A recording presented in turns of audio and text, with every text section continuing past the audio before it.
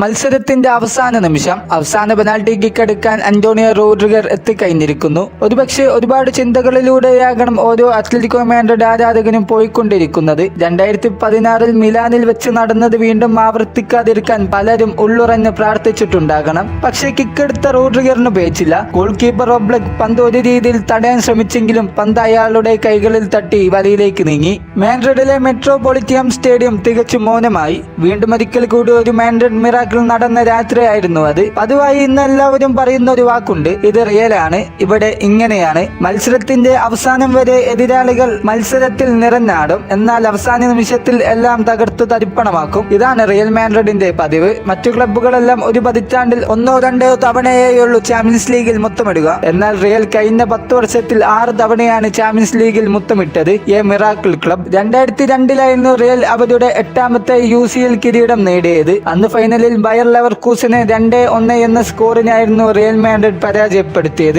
അതിനുശേഷം champions league നേടാത്ത 12 വർഷങ്ങളാണ് കടന്നുപോയത്. ഇതിനിടയിൽ ഒരു തവണ പോലും ഫൈനൽ വരെ എത്താനും റിയൽ മാഡ്രിഡിന് കഴിഞ്ഞില്ല. ഇതിനെല്ലാം ഒരു അവസാനം എന്നോണമായിരുന്നു 2014 UCL കിരീടം. 36ാം മിനിറ്റിൽ ഗോർഡൻ അത്ലറ്റിക്കോയെ മുന്നിലെത്തിക്കുന്നു. പിന്നീട് ഫൈനൽ വിസിലിന് സെക്കൻഡുകൾ മാത്രം ശേഷിക്കെയാണ് ക്രൊയേഷ്യൻ മിഡ്ഫീൽഡർ ലുക്ക മോഡ്രിച്ച് എടുത്ത കോർണർ കിക്ക് സർജിയോ റാമോസ് തന്റെ തലകൊണ്ട് പന്തിനെ പോസ്റ്റിലേക്ക് തിരിച്ചുവിടുന്നത്. തുടർന്ന് എക്സ്ട്രാ ടൈമിലേക്ക് നീങ്ങിയ മത്സരത്തിൽ റൊണാൾഡോയും ബെയിലും മാർസലോയുമെല്ലാം സ്കോർ ചെയ്ത് സ്കോർ ബോർഡ് 4-1 തിരിച്ചുവിടുന്നു. ആ നിമിഷം മുതലാണ് റയലിന്റെ പുതിയ കാലം ആരംഭിക്കുന്നത്. തുടർന്ന് 2016 മിലാൻ ഫൈനൽ. എതിരാളികൾ അത്ലറ്റിക്കോ മാഡ്രിഡ് തന്നെ. റിയൽ മാഡ്രിഡിന് വേണ്ടി സർജിയോ റാമോസും അത്ലറ്റിക്കോ മാഡ്രിഡിന് വേണ്ടി കറാസ്കോയും ഓരോ ഗോളുകൾ വീതം നേടുന്നു. തുടർന്ന് പെനാൽറ്റി ഷൂട്ടൌട്ടിലെത്തിയ മത്സരം 5-3 റിയൽ മാഡ്രിഡ് വിജയിക്കുന്നു. 2017 യുവന്റസ് ആയിരുന്നു എതിരാളികൾ. 2015 ബാഴ്സലോണയോട് 3-1 തോറ്റു പുറത്തായതിനു ശേഷമുള്ള ആദ്യ UCL ഫൈനൽ. പക്ഷേ എതിരാളികൾ റിയൽ മാഡ്രിഡ് ആണ്. ക്രിസ്ത്യാനോ റൊണാൾഡോയുടെ ഒരു ഡബിൾ അടക്കം എണ്ണം പറഞ്ഞ 4 ഗോളുകളാണ്